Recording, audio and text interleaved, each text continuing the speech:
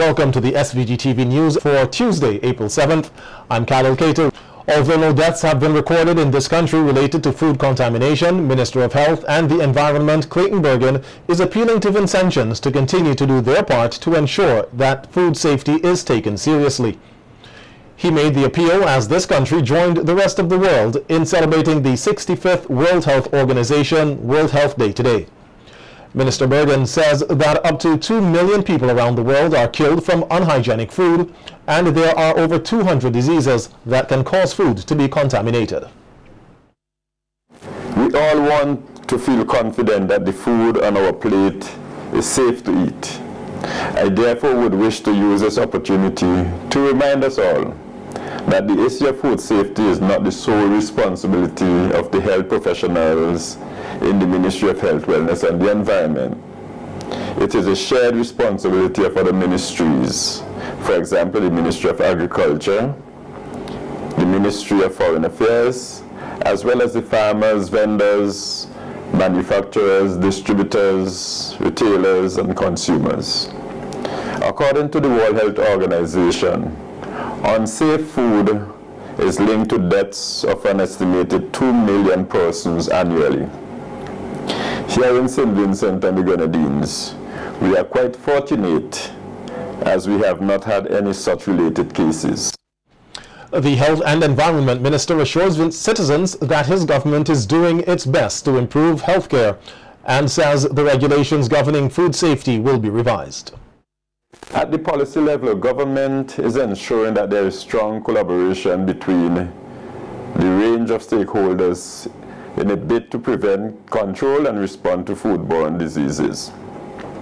For example, the Ministry of Health, Wellness and the Environment has ensured that there is representation from the key ministries and departments on the Surveillance Committee.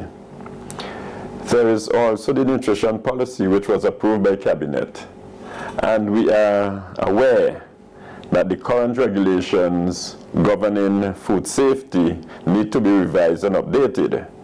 This is for us a front burner issue. Bergen further appeals to consumers to be conscientious in their preparation and selection of food. You have a responsibility to inform yourselves. I urge you to develop the habit of reading labels, to pay attention to your food preparation methods, and also to avoid using your kitchen as a storage area for chemicals. Whether you are a farmer, a distributor, a vendor, or a consumer, a health professional, or wherever you are along the food chain, I urge you to pay attention to your practices. This year's theme for World Health Day is How Safe is Your Food? From the farm to the plate, make it safe. Meanwhile, Chief Health Promotions Officer Patsy Wiley says all major stakeholders have a role to ensure that all major stakeholders have a role to play in ensuring that food safety is maintained.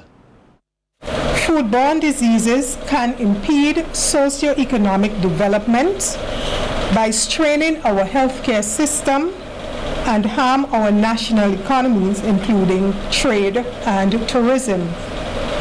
In order for us to protect consumers from the risk of food poisoning and foodborne diseases, we must work together. Chief Environment Health Officer Neri James says food safety defines one's life, living, and livelihood, and it is important that persons start thinking of food safety daily and develop a food safety culture and structure that will fit these times. When we think about food safety, we often think that something is wrong with the food. I want us to think differently now. The food may be perfectly good, but our body response to it is not. So is that food safe, or is it that something wrong with us? So I am proposing a new normal. One that says that we no longer put the blame on the food. We no longer put the blame on the food only. We put the blame on ourselves. Director of Trade Cuthbert Knight says the theme for World Health Day and World Consumer Rights Day 2015 reflects the importance of health to consumers for productive living and nation building. Access to adequate and safe and nutritious diet is critical to sustaining livelihood through the promotion of good health. There are certain basic rights which are afforded to the consumer, and there are about 8 of these. The first of these 8 basic consumer rights is the right to the satisfaction of basic needs, which guarantees the right to survival. With this right, consumers can look forward to the availability of basic and prime commodities at affordable prices and good quality, and includes the right to adequate healthy food, health care, water, and sanitation. Knight says over the past half-century, the process by which food gets from the farm to the plate has changed drastically, and it is important that the food eaten is not contaminated with harmful bacteria, parasites, or chemicals. Food contamination that occurs in one place may affect the health of consumers living on the other side of the planet. This means that everyone, you and I, along the production chain from producers to the consumers, must observe and maintain safe food handling and preparation practices. The World Health Organization has reported that poor, unhealthy diets contributes to approximately 11 million deaths annually, and is now probably the #1 global risk factor for death. Unhealthy diets are linked to 4 of the basic causes of deaths of consumers within St. Vincent and the Grenadines. And the Ministry of Health will be able to bear me out if I do make an error here. And these are probably obesity, high blood pressure, high blood sugar, and high cholesterol. The trade director says the rise in diet-related diseases here, such as obesity and diabetes, represents a national public health crisis. Food supplies are increasingly being undermined by the availability, accessibility, and affordability of processed food products high in fat, sugar, and salts. These products are also heavily promoted and marketed, and in so doing undermine our very local market for more nutritious and local foods. Our cassavas, our sweet potatoes, our legumes, our beans, etc.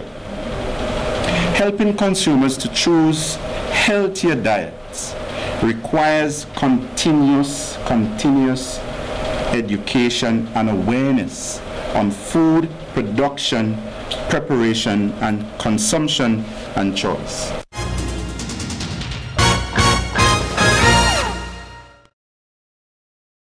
Police here are investigating the death of a 45-year-old Lennox Brown, a painter who died in an accident on Monday shortly after 5 p.m. Reports claim that Brown, a resident of Belvedere who originated from Georgetown, was riding a bicycle along the route to the Brighton Salt Pond Beach when he ran off the road and hit a tree stump and had his throat pierced by pieces of sticks. He was pronounced dead at the scene. A post-mortem examination will be carried out on the body of the deceased.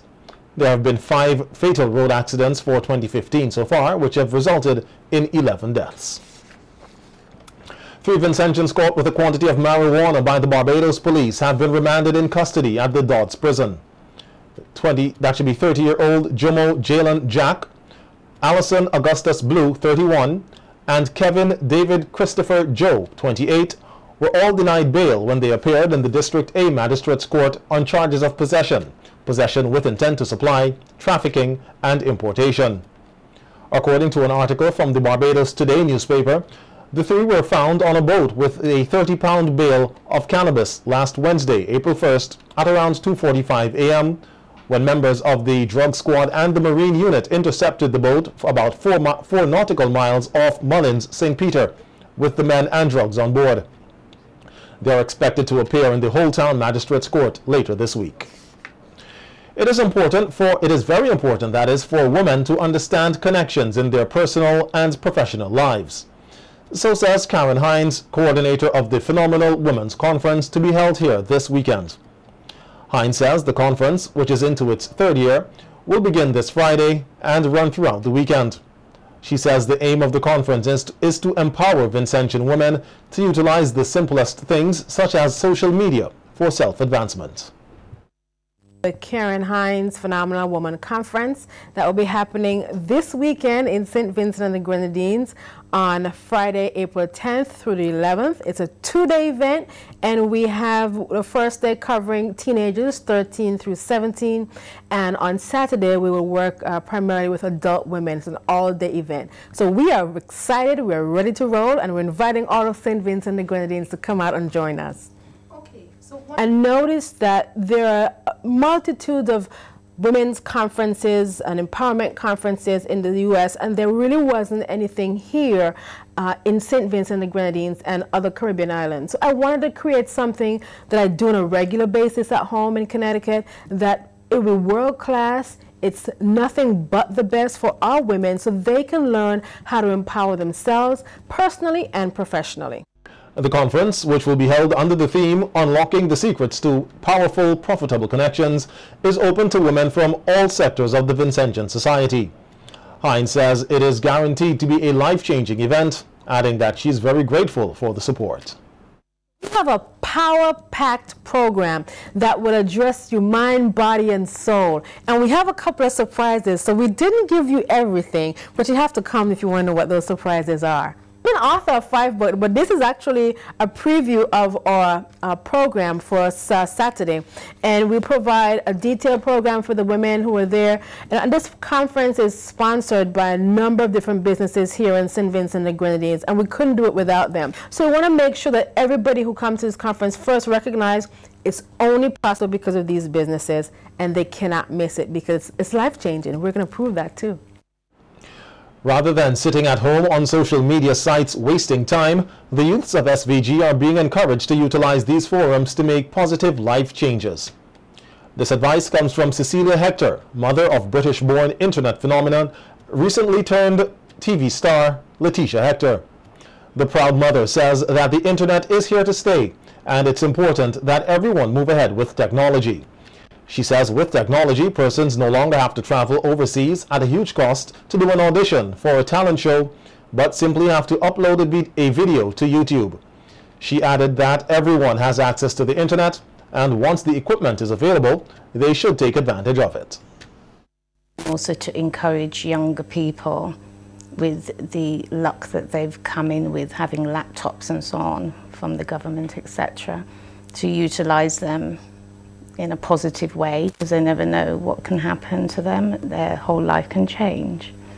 Rather than sitting on Facebook and talking nonsense, they can compile things and put them on YouTube, etc. And that's what happened to Letitia.